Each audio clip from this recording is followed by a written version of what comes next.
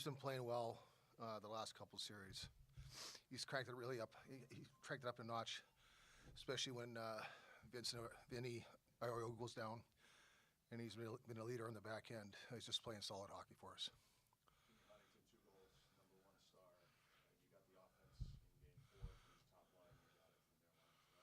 Yeah, you know what? Like we talked about before, on any given night, it's a particular line or a couple of players that step up. Tonight it was Jimmy's line that played well, and we played against a Coachella team that I thought checked really well tonight. We were pretty sloppy in the first period, but that's a credit to them because they had good sticks and they were working, they're staying over top, and I expect the same out of them in Game 6.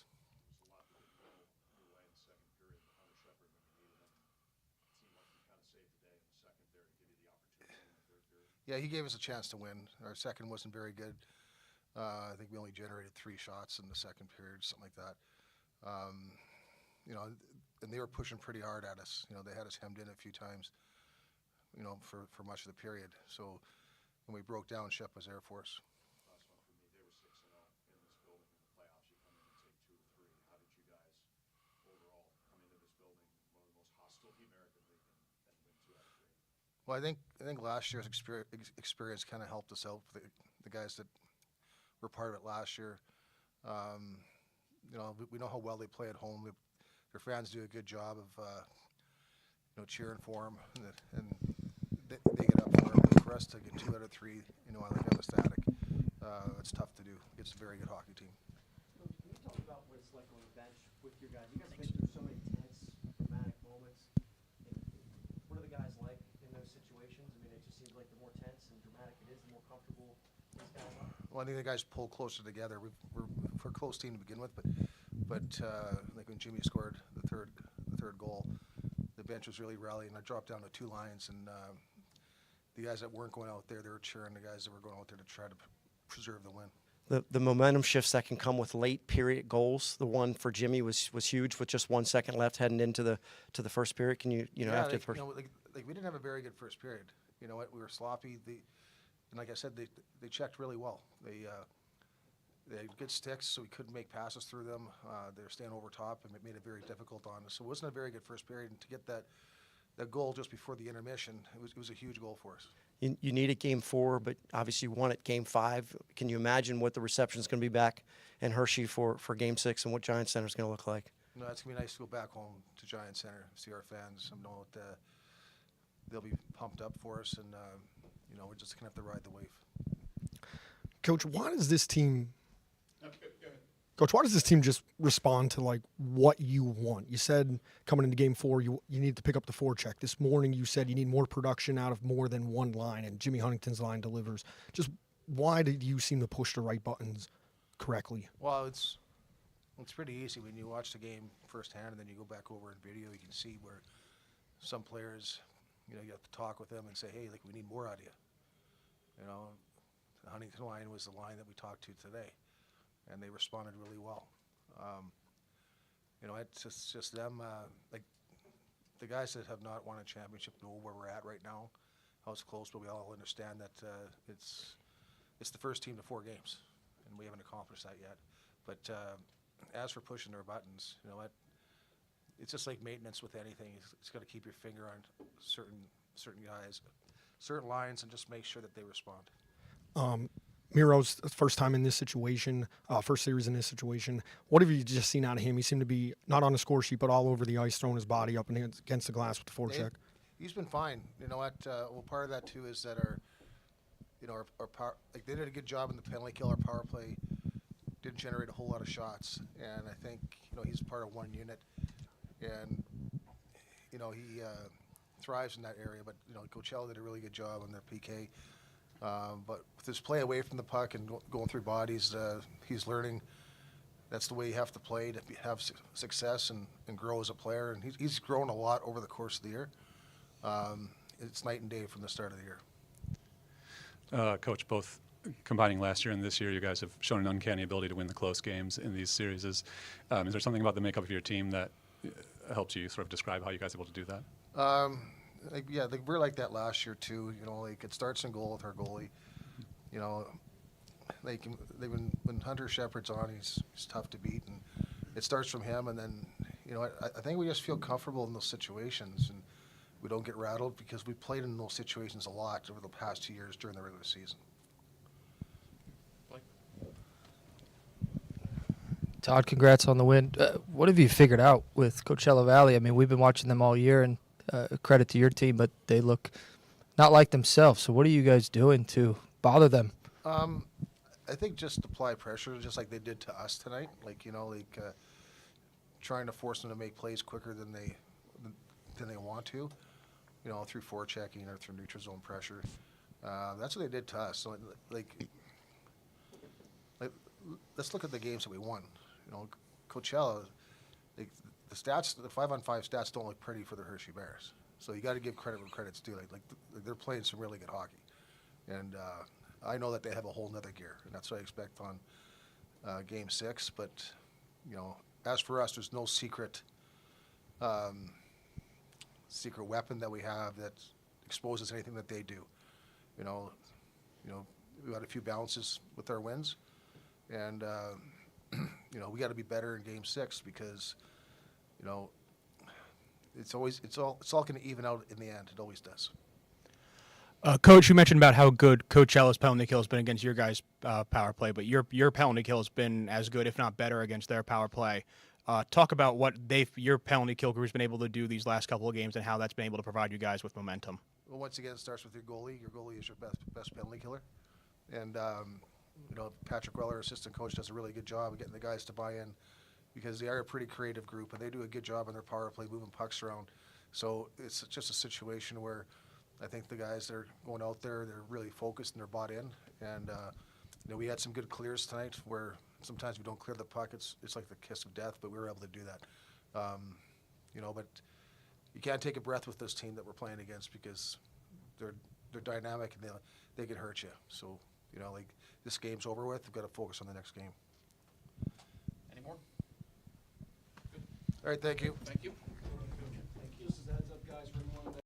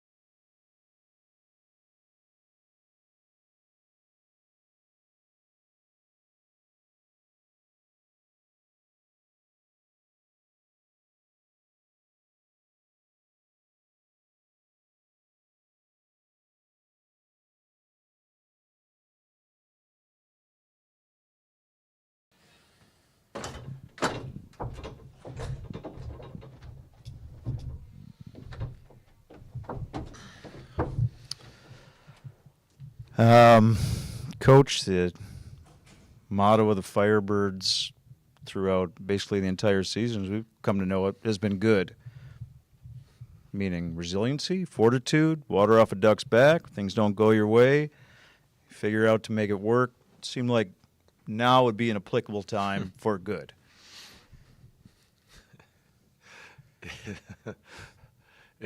Yes and yes. Yes. For this group, you know, a lot of our journey has been, you know, with some bumps and some different times, and we've always responded with good. It's okay with us. It's how we want it. Keep going. And, you know, I think you can just print your question as what time it is for us now.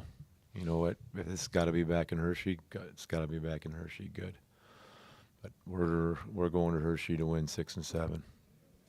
Yeah, like you said, it's just 2 games. Hell, just still 2 games away from grabbing this Calder Cup. What's the message? What's your message to the Firebirds as you guys take that trip back east?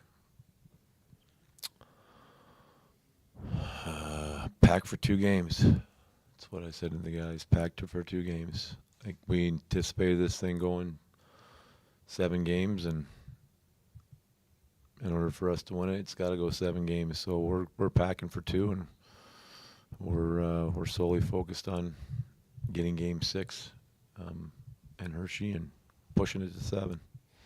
This is not the question I really want to ask in the tenor of the result, but what's keeping you from sticking to your feelings? That's right. Yeah, hell, I've done it for 2 years. Why stop now?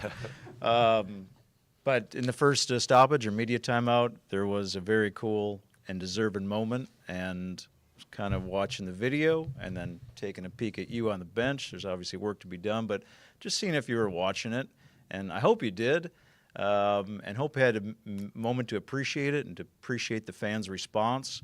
I think I probably speak for everybody in here when I know that we certainly appreciated that, and as you're headed to the opposite side of the country, that I hope you know that we've appreciated you.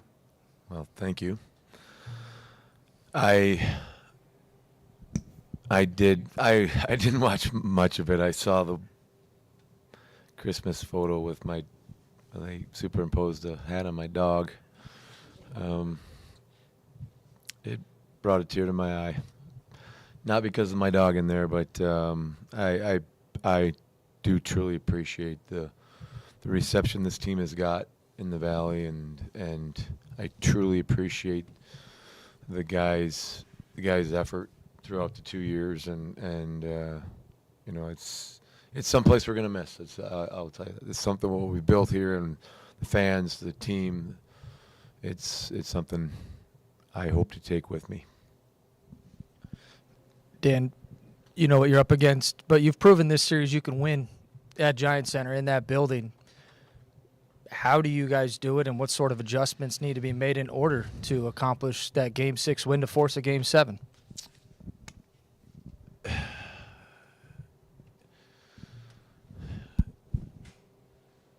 You know, I just yes, we've proven we can win in that building. We didn't last year. We did this year in Game 1. I think the message to the guys has been the whole series long is just the next play, the next play, the next play. And if we keep making the next play, we're going to prove that we're worthy of the Calder Cup. We just got to keep making the next play. And it's, you know, we got Game 6. We just got to keep playing the next way, you know, the way. And I liked a lot of what we did tonight. You know, I liked a lot of what we did tonight. I thought that was it was a gutsy effort. It was a complete effort, and we just got to keep playing that way. We just got to keep playing there. You know, we can't talk about the referees. We can't talk about the bad bounces. We just got to keep making the next play, and we believe that if we keep doing that, we're gonna come out on top, and we got to do it in Game 6. Dan, in this series and last year's series, Hershey's shown an uncanny ability to win the one-goal games, the close games. What is it about them that you feel like enables them to do that?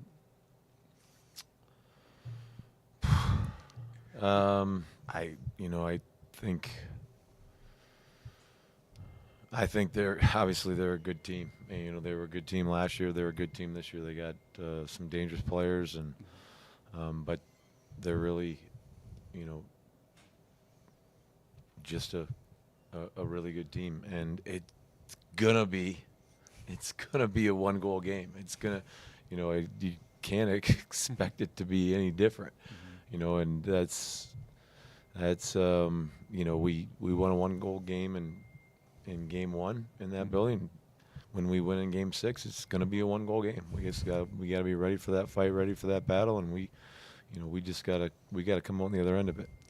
I wanted to ask about Podorowski, not having him in the lineup. Something we haven't really talked about too much yet, but what does it mean to not have him out there? Obviously, he's got more Calder Cup Finals experience than anybody on the planet. Probably right. His absence, how has that affected your team, would you say? He's I think he's a great player. He's obviously gets a lot of points and provides a lot of offense. But to your point, he's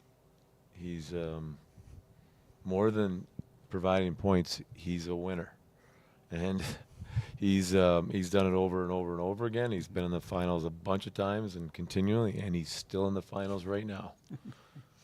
He's still in the finals right now, and he will be going with us to Game 6, and whether he gets in his jersey or not, he will be a part of the team for Game 6 and 7.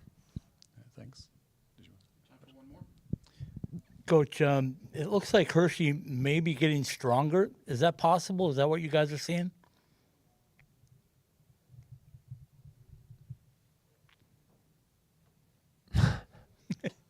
They came in a little bit weary, it seemed, but right now they seem to be trying to enforce their will on you guys. It's your opinion, I guess. I think the shots were. We didn't get a shot the last 6 or 7 minutes of the game. I think we had pucks around the goalie, but we didn't get a shot. But we kept them to 20, and I said we'd like to continue to play the game the way we played it tonight, and we'll. We think if we do, the bounces will go our way, and we just got to keep playing. Thanks, everybody. Thanks. All right. Thank you. Thanks.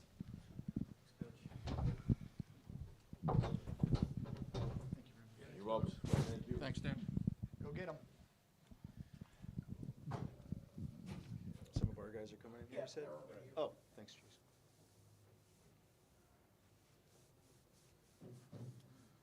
What's up, boys?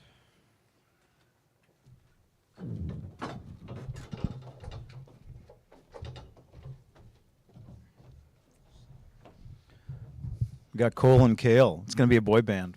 Great name. Start with this. I'll go with you, Cole. Same question I asked Dan to start about your Firebirds motto of good throughout this season and how that can be applied, needing 2 games, grab the Calder Cup on the East Coast and bring it back here. Yeah. No one said it was going to be easy. There was going to be adversity along the way, just like you said. This one hurts a lot, just obviously with it being our last game in front of our fans. We definitely wanted to grab it and give ourselves a chance here in Game 6, but I'm really confident in our group. I know we're going to come out with a lot of energy and fire for Game 6, and I have no doubt. You guys have now played the Bears a dozen times across the past 2 seasons in the finals. They've got 7, you got 5, and it's just incredibly tight, man. I mean, almost all of these games are so incredibly competitive. To what do you attribute that? Over the course of 2 years now, that it's basically, you can just tell that you guys are the 2 best teams in this league by far, but the games are always so close, man. Yeah. we're definitely adjusted to each other's systems, and I think the beginning of each series, teams are still trying to figure out each other, especially not playing each other all year. We obviously had an idea with playing them last year. But yeah, they compete very hard. That's the kind of team they are. And yeah, we just got to match that compete level. And I think our skill and our power throughout our whole lineup will show here in the next 2 games. Cole, Dan seemed pleased with the way you guys played tonight. Didn't obviously get the result you wanted. What was his message to you guys after the game? Yeah, he doesn't really come in the dressing room much after we lose, actually at all. But he stuck his head in and said, "We're going there and we're grabbing 2." That's all he said. And just putting that in everyone's head is a good thought to have. Like I said, it hurts now, but got to move forward. And then, Cale, for you, they seem like an annoying team to play against. I mean, they do a lot of things that bother you guys, but you're still playing what I feel good hockey. So what are they doing to disrupt you guys, or are they not disrupting you guys? I think one of the things they do well is their D-men are always pinching on their forecheck. It makes it tough for us to break out, obviously, when they're like that. It puts a lot of onus on our wingers to make good wall plays, and something we've been working on and emphasizing as well. Just trying to take advantage of that because it's a strength, but it can also be exploited. If they have pretty aggressive D-men, you can get some odd man rushes and take advantage.